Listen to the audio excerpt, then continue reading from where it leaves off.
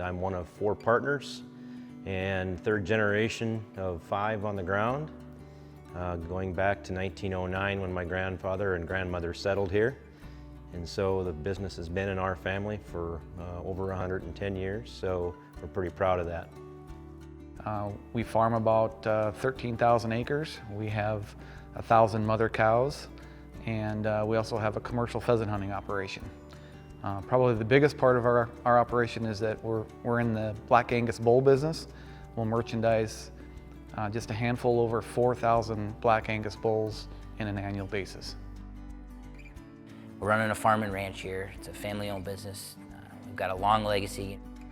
There's a lot of that, you know, the heritage stuff, and we do what we do philosophically to improve the soil, you know, do right by the cattle, do right by the people that work for us. But kind of where I come in is we are running a business, right? And when you run a business, to stay in business, you have to make money. And so ultimately, a lot of the decisions we make, nearly all the decisions we make, you know, kind of come across my desk where we kind of analyze profitability-wise. You know, does this make sense for us to do? Or are we further ahead by doing this? Are we worse off by doing this? We've always been taught to be diverse in whatever we do and how we think and what we grow and what we market. We've always been taught to be diverse. We've always been taught to be forward-thinking, to think outside the box, to try things that may or may not work, to not be afraid to fail, but learn from those failures. And I think it's because of those installations that our parents and grandparents put into us is why we are where we are today. When I think about inputs, you know, I'll talk a little bit maybe about like the crop ground, the cover crops and stuff. That one's pretty cut and dry. You know, we can track our costs pretty well, and you can tell the marginal differences, the decisions that we make, and those are easy decisions. You know, it didn't make sense for us to spend that $30 an acre. Usually it does, you know, when you're talking about cover crops. That's easy to analyze. You know, where things get a little bit tougher probably is like when we're starting to analyze rotational grazing, you know, the additional people it takes, you know, where's the break even there, just because you kind of get into a messy pool of people and a messy pool of time. But the general rule that I guess I've gone off of when I think about the rotational grazing specifically is looking at the grass. You know, we've been doing this for 4 years. How does our rangeland look? And you know, from there, you analyze it. I look at it like we're building in insurance. We're managing our cows like we would as far as numbers wise, and the cost that we look at it wise as if we weren't rotationally grazing, and we're paying for an insurance policy. And we have not changed our stocking rates at all. You know, it's generally like, you know, 8 acres to a cow. Could we push that lower? We absolutely could. You know, I'm confident we could get down 5 or 6 acres, but we don't. And that's our drought plan. So you think about it, we're building forage. We've got an extra, you know, what do you want to call it, 3 acres per cow of forage. So the year it doesn't rain and we don't have grass, or the year that the grass grows slower, we've protected ourselves, in my opinion. The native prairies that we used to just turn cattle out and let them graze in big pastures, it seemed like we would just control the movements just based on you know, a visual appraisal. And now with an actual grazing plan that is structured and set up, you know, we're moving often, moving early, right? And so the second time they get to hit that grass, you're seeing the grass look better than it did when you first turned out on it. Your native grasses, honestly, before we didn't even look at it. You looked at what was out there, forage, you say, yeah, that looks good, whether it was brome or we didn't even interpret the different species. We didn't understand it. Now we do, now we look at it, now we care about it. Now we're trying to mimic it, you know, now we're trying to propagate it. And we're starting to see some changes. Really, this is the 4th season of a structured grazing plan that we've implemented. And so, you know, we're just now starting to see some pretty serious results. If you're trying to tell somebody, how do I do this? How do I start this? Go find yourself a nice piece of native prairie. Take a spade with you and just dig up the soil and look at what Mother Nature's capacity is. and observe the vegetation that's there. Observe the topography, observe all that's there to observe, and spend some time. Look at the insects that are there, look at the soil structure, look at the roots, look at the plants, look at the landscape, look at the wildlife that are out there. And all those things will start telling you stories of how this system is really supposed to work. And if you can take some of that information back and start putting it into your management practices, it's really no more complicated than that. You have to learn how to step outside the box. You have to be not afraid to make mistakes. You have to take chances. You have to step outside of that old paradigm and start thinking like Mother Nature thinks, rather than what the banker thinks, or the farm service agency thinks, or the insurance agency thinks. You've got to start thinking about how Mother Nature thinks. And I really think that's key. So this year, we got involved with a company called Vents. They're out of California, and they build GPS collars to put on cattle. You know, they're a collar that you strap around the neck, and it functions really as, if you're familiar with, you know, GPS, geofencing collars for dogs. It's very similar, just a larger version. And so what we did this year was, at breeding time, we selected a group of cows.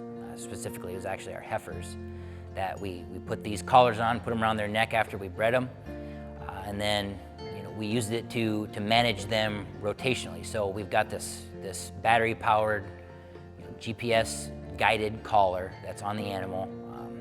We had to go around to certain parts of our property and put up some radio tower base stations, because that's how they communicate between the collar and the internet, where we're making, you know, the paddocks and the grazing schedules and things like that. So we built these towers in some strategic locations, and we looked at the, you know, the area they were at, and you literally just, on your computer, you draw a pen, you draw a pasture inside of a pasture, and those collars will keep the animal where you tell it to go. It was an interesting learning experience. We had a couple things we could have done differently, for sure, on our end. Probably didn't put them on as well as we were supposed to. It was the first year, we're testing this deal out. But it worked phenomenally well, and we had a debrief call here a few weeks ago with Vince, where we talked about the grazing experiment over the summer on the heifers. And in general, we had about 85% containment. So you think about that for a second. Like I mentioned, we put them on wrong. So that means we had some animals that didn't have a collar on them at all. And so when you think about animals that are being managed with a collar on their neck, right? There's something they can't see telling them that they can't go somewhere, right? And then there were others that weren't, and cattle are herd animals. And so when there's a group of heifers over here that can't go somewhere because they're getting beeped at and zapped, there's another group of heifers over here that aren't having that pressure.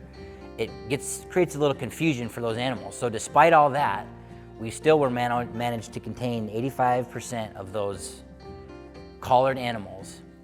Additionally, we had a lot of collars that flipped and weren't stimulating them. And so still, 85% containment just indicates that herd pressure has some really good effects for us. And when you think about it from an economic perspective, we basically just, I mean, listen, you're never gonna contain 100% of your cows, even with a fence, right? You know, you're gonna have ones get out. You know, but for us, we can comparably, financially, put a collar on these animals and graze them in places where we don't have fence. We can do it way cheaper than if we were to go out there and build a fence around, you know, say a section of ground. What does 4 miles of fence cost? It's gonna cost you almost $30,000 probably. We can graze animals, you know, out on a section with no fence for a lot less than that. You're talking probably 4 figures instead of 5. We were able to rotationally graze these cattle. We took a 100-acre field, split it into 3 30s, and it worked. I mean, we grazed them in this paddock for 3 days. We moved the fence over here, and the cows naturally moved themselves into the next one, couldn't get to the first one, and we rotated through. From an efficiency perspective, and you know, not to get too deep into details, but you can get into a system like this for less than $50 a collar a year. And you think about like your fencing costs on any operation, right? You know, if you've got good fence already around a lot of property that's in good shape and doesn't need a lot of fixing, you know, maybe there's some analysis that needs to be done there to see whether a technology like this makes sense. But where I look at it is you have a lot of property that, say, maybe you put up electric wire around or poly wire around, or you have good big pastures, you know, sections or 5 or 1,000 acre pastures that aren't cross fenced, and you want to try and rotationally graze. You're faced with either going out there, putting up permanent fence, running poly wire, which if you're familiar with, you know, single strand electric or poly wire, it works, but it's a pain in the butt. You know, it's just a lot of manual labor. Or you're faced with using a product like this where you got a collar on that animal, you know where that animal is at all times, you know how it's been behaving over, you know, whatever period you want to study. And if you want to move them every day, you can do that, and you don't have to physically be out there, you know, on that Saturday and on that Sunday, moving that group of animals. And so from a cost perspective, you know, there's places that make sense and there's places that it doesn't. For us, where we're gonna see the benefit is on crop ground where we don't have fence, or big pastures like we saw this morning, that we just don't have the time and ability to cross fence, to be able to hone those animals in on a certain area that maybe doesn't get enough pressure. We can do that now. And we can do it without, you know, causing an immense amount of stress to these animals. You know, it only stimulates them when they're moving towards what is keeping them in, right? So what we did with these animals was we put them in, let's just say it was 200 head. Put them in a 40-acre paddock with a real fence around the whole thing. They had fence around the whole pasture they were in. And you build the geofence just inside of it. So they have this collar on, and it gives them sound stimulus first, and then if they get too close to the real fence, it gives them electric stimulus. And so what they see is they hear a beep as they're walking towards a fence. They get a small shock, and I've seen them get shocked. I mean, it's no worse than an electric cattle prod. As a matter of fact, they react a lot milder to these collars than to a cattle prod. And when they get shocked, the only option they have is to turn around and go the other way, right? Because they got a real fence there stopping them. And so you've trained them. When they hear that sound, eventually they're gonna know, all right, I'm gonna hear this sound, in a few seconds I'm gonna get hurt. So I'm gonna turn around, because that's what they learn to do, is they learn to go the other way. So after 4 or 5 days of that, you can put them in a paddock with literally no fence at all, none. And they will learn when they hear those sounds, hey, I need to go the other direction. And it worked really well for us.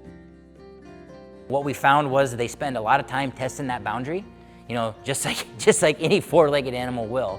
You know, they're gonna test that fence, they always will. And so, you know, we learned they really like to hang around the edges, right where they could hear that beep, but they knew they weren't gonna get any negative stimulus, but it would keep them in.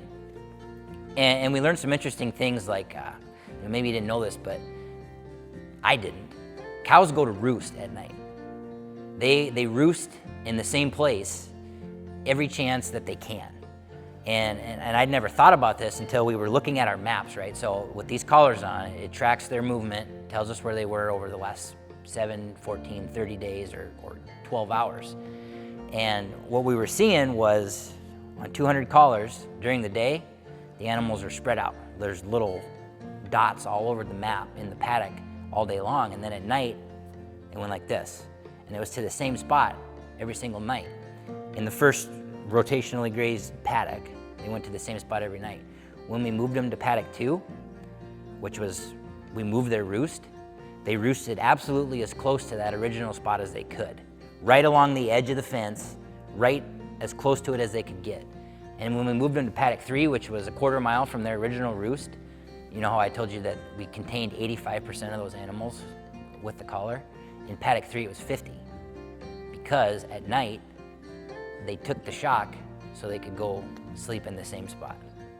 You get some animals that get out, they're gonna go do their own thing. You know, maybe they've learned to not really care about the little zap they're getting. They'll go do their own thing, but they always wanna get back with their friends, right? And so that's why it's having a couple animals get out is not a problem, because if 1 or 2 or 3 are out, they're eventually gonna say, hey, I wanna get back with the rest of the herd, and they go recontain themselves by walking back through the geofence. So it kind of functions like a check valve, if you will, you know, where things can go in one way without any problem, and they have a hard time going the other way. It's extremely exciting for me, you know, for the concept that, you know, maybe someday we'll have 1,000 cows out, you know, with collars on them. And right now in our rotational grazing system, you know, we try and logistically make things easier than you probably would in an authentic, intense rotational grazing system. You know, we don't move cows Saturdays, Sundays because we don't want our people having to be out there doing that on the weekend. We space the moves out a little more because we're managing 5 groups of cows, and it's just difficult. You know, it'd be impossible for us without having a 5 or 10 man crew to be out there moving these cows and checking the grass and all that as often as we should be. But maybe now with technology like this, where it can kind of be built into the plan, if you will, into the schedule, you know, maybe our guys will get more time to, you know, get a little more intimate with the grass and get a little bit more intimate with an individual group of cows or a location, things like that. Anytime you get more intimate with your cattle on a personal level, things seem to go better. Calving seems to go better. It seems that you just have less issues with the cattle once the cattle are used to the intimacy, right? So there's a lot of positives that you don't really think about when you enter into an endeavor like an intensive rotational grazing system. You just don't recognize some of these things, and that is one of them. Obviously, the internal parasite controller is one big one, and then the cattle intimacy, I'd say, would be the second one that comes that we didn't recognize or didn't plan on. Start on a small scale and break off a small portion of those cows or whatever and do a micro herd in a very small, because everything that we're doing here is scalable. Everything that we're doing on 1 acre, we can do on 10,000 or 20,000 or 50,000 acres. We can do that incrementally if we have the resources to do that. But you have to learn how to do it on the 1 acre first, efficiently.